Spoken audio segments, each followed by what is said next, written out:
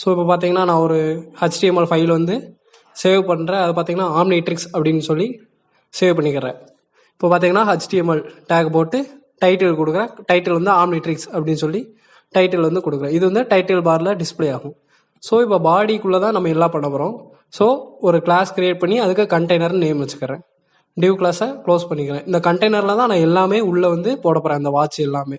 So இதுக்காண்டி நம்ம style take create பண்ணுறேன். So ஸ்டைலை வந்து ஹெட் டேக்குள்ளே வந்து கிரியேட் பண்ணிட்டேன்.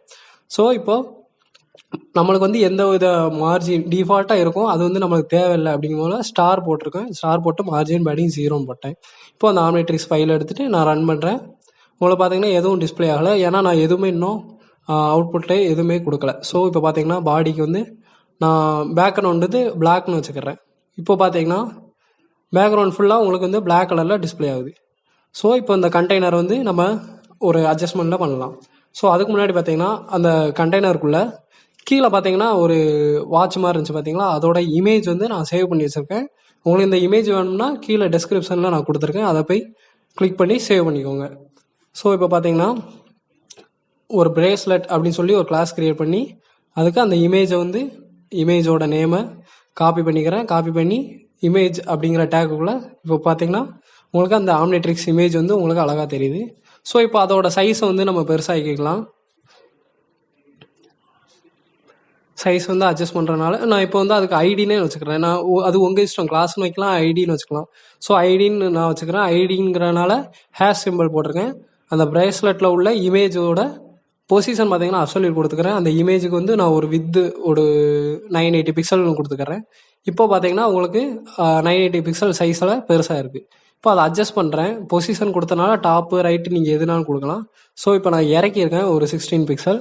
அது மாதிரி சென்டராக வைக்கிறதுக்கு லெஃப்ட்டில் கொஞ்சம் தள்ளுறேன். ஒரு 15 பிக்சல் தள்ளோம்னா பார்த்தீங்கன்னா எனக்கு கரெக்டாக சென்டரில் ஃபிக்ஸ் ஆயிடுச்சு. ஸோ இப்போது அந்த கண்டெய்னருக்குள்ளே இன்னொன்று வந்து நான் வாட்சுன்னு சொல்லி நேம் வச்சுக்கிறேன். இதுதான் அந்த மேலே உள்ள அந்த ரொட்டேட்டிங் ஷேப்பில் இருந்துச்சு பார்த்தீங்களா, அதை வந்து நான் இப்போ கிரியேட் பண்ணுறேன். அதுக்கு வந்து வாட்சுன்னு நான் நேம் வச்சுக்கிறேன். ஸோ அதுக்கு ஒரு வித்து கொடுத்துக்கிறேன். அதே மாதிரி ஹைட்டும் கொடுத்துக்கிறேன். எனக்கு வந்து பார்த்தீங்கன்னா சர்க்கிளாக இருந்துச்சு. ஸோ பார்த்தீங்கன்னா அதுக்கு நான் சர்க்கிள்னு கொடுக்கணும். அதுக்காண்டி நான் பார்டர் ரேடியஸ் கொடுப்பேன். இப்போ பார்த்தீங்கன்னா உங்களுக்கு சேவ் பண்ணிக்காக உங்களுக்கு பார்த்தீங்கன்னா ஒயிட் கலரில் 150 பிக்சலில் ஹைட் அண்ட் வித்தில் கிடச்சிருக்கு.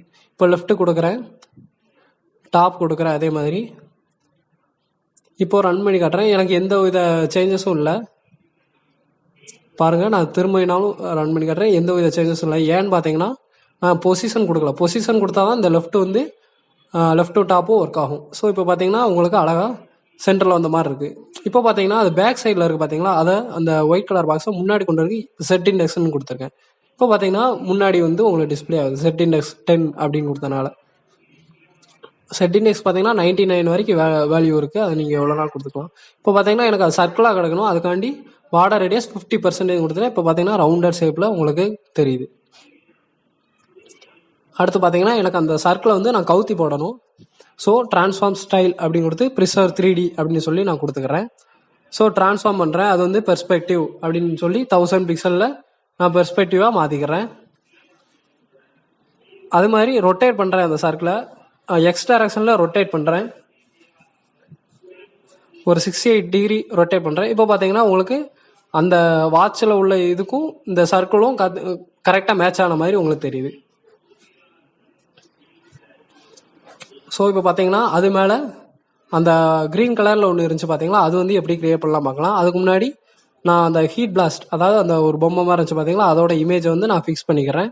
ஸோ அது அந்த வாட்சுக்குள்ளே தான் நான் அந்த டிஸ்பிளே பண்ணுறேன். இப்போ பார்த்தீங்கன்னா அந்த இமேஜ் இப்படி தான் ஃபஸ்ட்டு டிஸ்பிளே ஆகும். ஸோ அந்த இமேஜ் வந்து அட்ஜஸ்ட் பண்ணணும். ஸோ வாட்சில் உள்ள இமேஜ் அப்படின்னு சொல்லி அதை வந்து அட்ஜஸ்ட் பண்ண போகிறேன். ஸோ பொசிஷன் அப்சல்யூட்னு கொடுத்துக்கிறேன். டாப்பு பார்த்தீங்கன்னா ஒரு -80%, அதாவது கீழேருந்து மேலே போகிறதுனால நான் மைனஸில் கொடுத்துக்கிறேன். அதே மாதிரி சென்டர்லேருந்து லெஃப்ட்டில் வரதுனால நான் மைனஸில் கொடுத்துக்கிறேன். பார்த்தீங்கன்னா உங்களுக்கு சின்ன ஒரு அட்ஜஸ்ட்மெண்ட் மட்டும் தெரியும். ஸோ நான் வித்தை வந்து கொஞ்சம் கம்மி பண்ணிக்கிறேன்.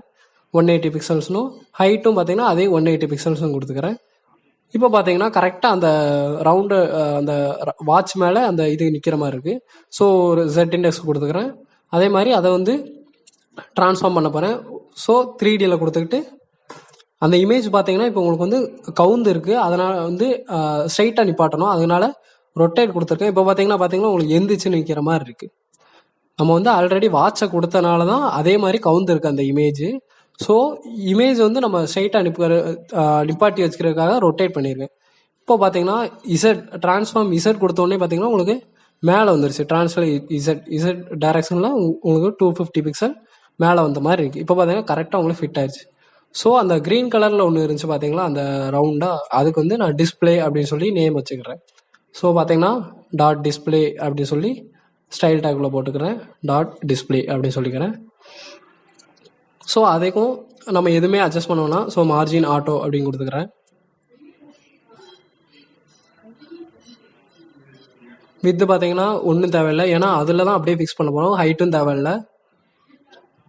பேக்ரவுண்ட் பார்த்தீங்கன்னா நான் RGBA கலரில் அந்த க்ரீன் கலரில் இருக்கிறதுக்காக இது யூஸ் பண்ணிக்கிறேன். ஸோ 0, 230, 64, 1 அப்படின்னு கொடுக்க. இப்போ பார்த்தீங்கன்னா உங்களுக்கு எதுவும் டிஸ்பிளே ஆகலாம், ஆனால் அது மேலே உங்களுக்கு வந்து பேக்ரவுண்ட் இது இருக்குது சார், ஆனால் உங்களுக்கு வந்து அது வந்து டிஸ்பிளே ஆகலை.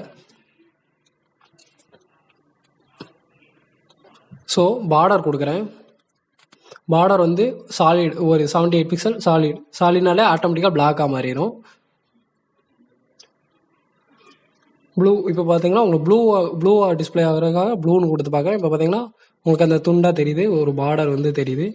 ஸோ பார்டர் ரேடியஸ் இதுவும் 50%. எனக்கு வந்து சர்க்கிளாக தான் இருக்கணும். இப்போ பார்த்தீங்கன்னா அந்த வாட்ச் மேலே இந்த டிஸ்பிளே வந்து அப்படியே ஒட்டிக்கிடுச்சு. அது மேலே அது அட்டாச் ஆயிடுச்சுன்னு வச்சுக்கோங்களேன், அப்படிங்கிற மாதிரி இருக்குது. இப்போ நான் எப்போவும் போல் நார்மலாக ரவுண்டாக கொடுத்துக்கிறேன் பிளாக் கலரில். ஸோ இப்போ பார்த்தீங்கன்னா பார்டர் பாட்டம் கலர், கீழே வந்து எனக்கு வந்து டிரான்ஸ்பரண்ட், எனக்கு எதுவுமே வேணாம் அப்படிங்கிறதுனால போட்டிருக்கேன். ஏன்னா டாப்லையும் பாட்டம்லையும் தான் நம்மளுக்கு அந்த கலர் வந்து டிஸ்பிளே ஆகக்கூடாது. இப்போ பார்த்தீங்கன்னா இப்போ ரன் பண்ணி காட்டுறேன். பார்த்தீங்கன்னா உங்களுக்கு டாப்லையும் பாட்டம்லையும் மட்டும் அந்த கலர் டிஸ்பிளே ஆகுது, மற்ற 2 சைடும் டிரான்ஸ்பரண்ட்ல இருக்குது. அவ்வளோதான். பார்த்தீங்கன்னா உங்களுக்கு அழகாக ஒரு சர்க்கிளாக இருக்க மாதிரி உங்களுக்கு டிஸ்பிளே ஆகுது.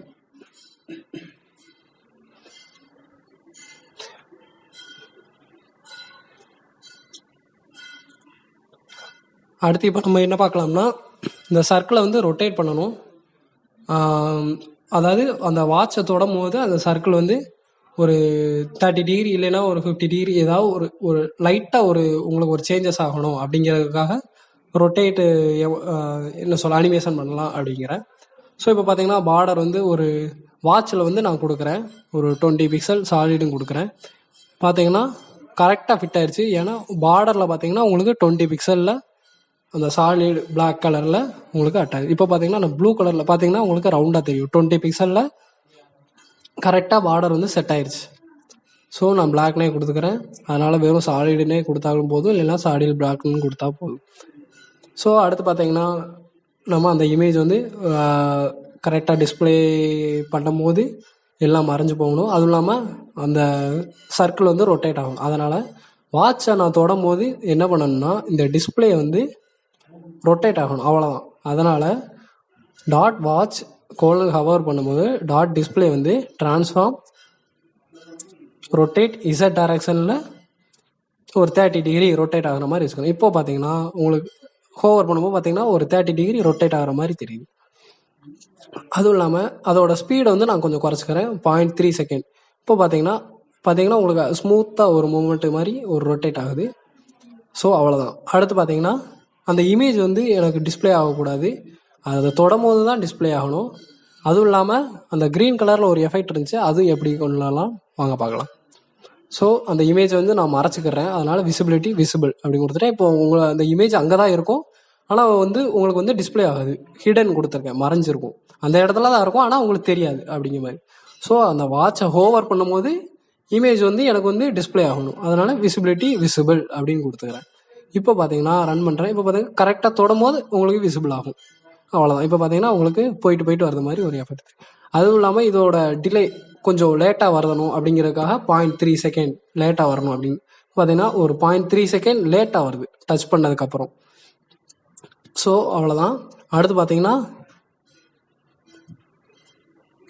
டிவ் ஐடி அப்படின்னு போட்டுக்கிட்டு ஒரு ஷேடோ, அந்த பார்த்தீங்கன்னா ஒரு க்ரீன் கலரில் ஒரு ரெக்டாங்கிள் ஷேப்பில் ஒரு ஷேடோ மாதிரி இருந்துச்சு அந்த இமேஜ் டிஸ்பிளே ஆகும்போது, அதுக்காண்டி நான் ஷேடோ அப்படின்னு சொல்லி ஐடி கிரியேட் பண்ணியிருக்கேன். ஸோ ஷேடோக்கு வந்து வித்து நான் கொடுத்துக்கிறேன் 158 பிக்சல்னு, ஹைட்டும் அதே மாதிரி கொடுத்துக்கிறேன். பேக்ரவுண்ட் பார்த்தீங்கன்னா அந்த ஒயிட் கலரில் இப்போ கொடுத்துட்டு உங்களுக்கு ரன் பண்ணி காட்டுறேன். இப்போ பார்த்தீங்கன்னா அந்த 158 பிக்சலில் உங்களுக்கு வித் அண்ட் ஹைட்டில் உங்களுக்கு ஒரு ரெக்டாங்கிள் கிடச்சிருக்கு. பொசிஷன் பார்த்தீங்கன்னா அப்சல்யூட் கொடுத்துக்கிறேன், உங்களுக்கு எந்த சேஞ்சஸும் இல்லை. ஸோ நான் டாப் வந்து கொடுக்குறேன். மேலே போகணும், அதாவது கீழேருந்து மேலே போகிறதுக்காக -8. இப்போ பார்த்தீங்கன்னா உங்களுக்கு வந்து மேலே போயிடுச்சு. ஸோ லெஃப்ட்டு கொஞ்சம் அட்ஜஸ்ட் பண்ணிக்கிறேன், ஒரு 4% அப்படின்னு கொடுத்துக்கிறேன். இப்போ பார்த்தீங்கன்னா லெஃப்ட்லேருந்து ஒரு 4% வந்து உங்களை தள்ளி நிற்கிற மாதிரி இருக்குது. இப்போது அது வந்து நேராக நிற்கணும், உங்களுக்கு வந்து ஸ்ட்ரைட்டாக நிற்கணும். அதுக்காக நான் பார்டர் பாட்டம் வந்து டிரான்ஸ்பரண்ட் கொடுத்துக்கிறேன். உங்களுக்கு எந்த வித சேஞ்சஸும் தெரியாது. ஸோ அதனால் எனக்கு தேவையில்லை. ஸோ இப்போ பார்த்தீங்கன்னா நான் அது வந்து ஸ்ட்ரைட்டாக நிப்பாட்ட போகிறேன், அதுக்காண்டி தான் இப்போ நான் பண்ண போகிறேன். So transform style freezer 3D கொடுத்துக்கிறேன்.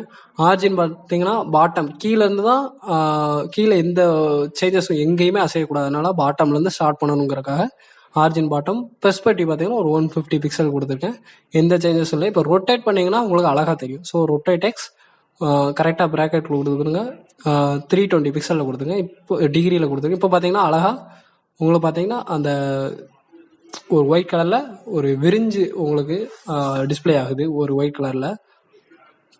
ஸோ இப்போது அது கலர் மாற்றினோம்னா கரெக்டாக நம்மளுக்கு வந்து செட் ஆகிரும்னு நினைக்கிறேன். இப்போ பார்ப்போம். ஸோ பேக்ரவுண்ட் வந்து நான் எடுத்துக்கிறேன். ஸோ லீனியர் கிரேடியன்ட் கொடுத்துக்கிறேன், ஏன்னா எனக்கு மேலே லைட் கலர்லையும் கீழே கொஞ்சம் டார்க்காக இருக்கிற மாதிரி வச்சுக்கிறேன். ஸோ இது வந்து RGBA அப்படின்னு ஃபஸ்ட்டு கொடுக்குறது வந்து டாப்புக்கு, செகண்ட் RGBA வந்து பார்த்தீங்கன்னா பாட்டமுக்கு. ஸோ அடுத்து பார்த்தீங்கன்னா அந்த RGBA கலரை எடுத்துக்கிறேன். இந்த இருக்குது பார்த்தீங்கன்னா RGBA அந்த க்ரீன் கலர் எடுத்து அப்படியே போட்டுக்கிறேன். இதில் அந்த க்ரீன் கலரை போட்டுக்கிறேன். இப்போ பார்த்தீங்கன்னா அதோட பிளர் பார்த்தீங்கன்னா 1, இதுக்கு வந்து பார்த்தீங்கன்னா 1 கொடுத்துக்கிறேன். இப்போ பார்த்தீங்கன்னா ஃபுல்லாக உங்களுக்கு வந்து க்ரீனாக இருக்குது. ஸோ எனக்கு வந்து டாப்பில் வந்து பார்த்தீங்கன்னா லைட்டாக தெரியணும், அது மாதிரி பாட்டமில் கொஞ்சம் திக்காக இருக்கணும். ஸோ இப்போ வந்து நான் டாப்பை வந்து 0.1 அப்படின்னு வச்சுக்கிறேன். இப்போ பார்த்தீங்கன்னா உங்களுக்கு மேலே மட்டும் அப்படியே லைட் கலரில் தெரியுது, பாதிக்கு பாதி அப்படிங்கிற மாதிரி வச்சுக்கோங்க. ஸோ கீழே பார்த்தீங்கன்னா 0.5 அப்படின்னு கொடுத்துருக்கேன். ஸோ இப்போ பார்த்தீங்கன்னா கரெக்டாக கீழே கொஞ்சம் 0.5ல் டிஸ்பிளே ஆகுது, அவ்வளோதான். ஸோ அவ்வளோதான், ஈஸியான அனிமேஷன் தான், ரொம்ப ஈஸியான அனிமேஷன் தான். ஸோ அது மாதிரி இதுவும் எனக்கு அந்த டிஸ்பிளேயும் அந்த ஷேடோவும் எப்போவும் தெரியக்கூடாது அப்படிங்கிறத விசிபிலிட்டி ஹிடன் அப்படின்னு கொடுத்துக்கிறேன். ஸோ அது எப்போ டிஸ்பிளே ஆகணும்னா அந்த வாட்சை வந்து நான் ஹோவர் பண்ணும் போது இந்த ஷேடோ வந்து எனக்கு டிஸ்பிளே ஆனால் போதும் அப்படிங்கிற மாதிரி கொடுத்துக்கிறேன். ஸோ விசிபிலிட்டி விசிபிள் அப்படின்னு கொடுத்துக்கிறேன். இப்போ பார்த்தீங்கன்னா அந்த ஷேடோ உங்களுக்கு தெரியாது, நான் கிளிக் பண்ணும் போது மட்டும் அந்த ஷேடோ வந்து டிஸ்பிளே. இப்போ வந்து பார்த்தீங்கன்னா ஷேடோ ஸ்பீடாக கொஞ்சம் இருக்குது, அதனால் டிரான்சிஷன் டியூரேஷன் டிலே வந்து கொஞ்சம் வச்சுக்கிறேன் 0.3 செகண்ட். அதே மாதிரி பார்த்தீங்கன்னா அழகாக உங்களுக்கு ஸ்மூத்தாக ரொட்டேட் ஆகி இமேஜ் வர்ற மாதிரி இருக்குது. ஸோ அவ்வளோதான் இந்த வீடியோ. இந்த வீடியோ உங்களுக்கு பிடிச்சிருந்துச்சுன்னா லைக் பண்ணுங்கள், ஷேர் பண்ணுங்கள், அண்ட் மறக்காமல் கமெண்ட் பண்ணுங்கள்.